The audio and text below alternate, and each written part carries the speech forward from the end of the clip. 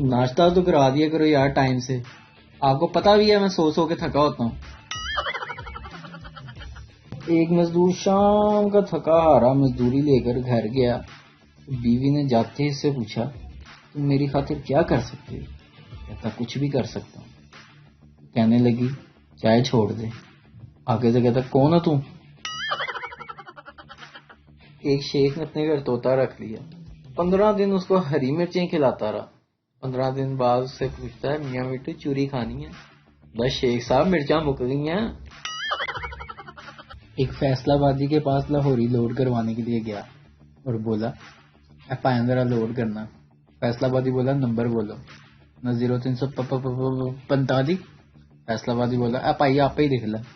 लाहौरी कहता, पायन में लिखना नहीं आता। फैसलाबादी कहता, बोलना केड़ा आ रहा था। एक फैसलाबादी को उसकी गर्लफ्रेंड कहती कि मैं तेरी खातिर हर दुख दर्द सह सकती। उन्हें तत्ता करके चिमटा लाता। 2 दिन तो बोलचाल बंद है। झूठी झूठी झूठी।